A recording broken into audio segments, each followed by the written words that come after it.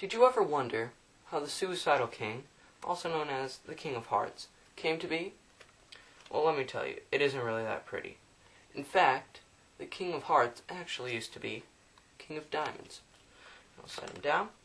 And now this king was power crazy. Didn't listen to anyone and didn't really do anything. So one of his friends picked a card,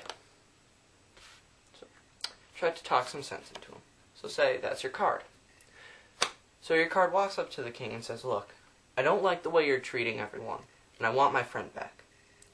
But the king, too content with only himself, says, I banish you to the dungeon known as the deck for questioning your king. So, tell me when to stop. Here? Sure. Why not? So, we'll shuffle it up.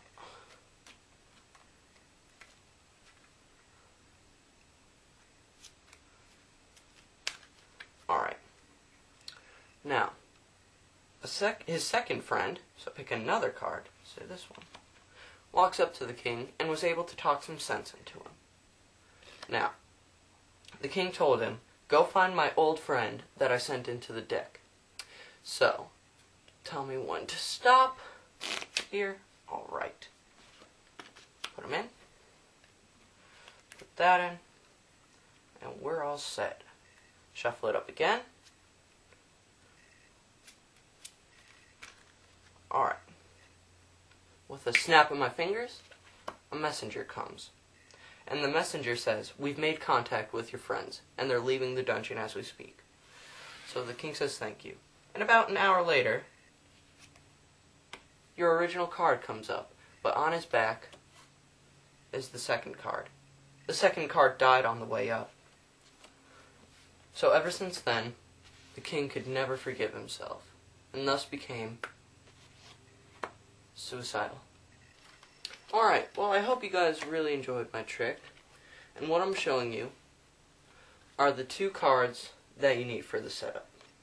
Now, you need the King of Diamonds and the King of Hearts. Now the King of Diamonds goes in the second position on the deck, so it's right there. The King of Hearts goes right on top of that. So in the beginning, when I show you guys the King of Diamonds, I'm actually lifting the King of Hearts too, as you can see. So the card I put down is the King of Hearts. Now when you're fanning the deck showing that it's not rigged, you want to make sure that you don't show these two cards, because that could raise some suspicion. So that I'll put it face up for now. Now they can choose any card in the deck. So say they choose this card. Now, when you get to the point where they put it in, where they put it in is completely random. Put it in, but you have to get it to the top. So I do the 3-roll control, make a pinky break, put the rest of the deck on top, make another break, put your thumb there.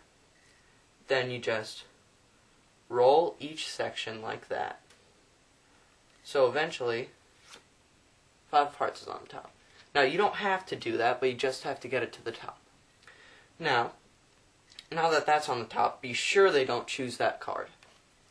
So, say they choose another card. Now, here's where it gets tricky. You have to do what's called a rifle force. Now, this is used in a couple card tricks, I know. When you stop, you take, your hand has to be positioned like that.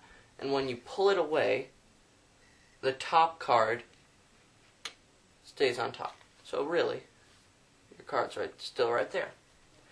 So they put their card on top.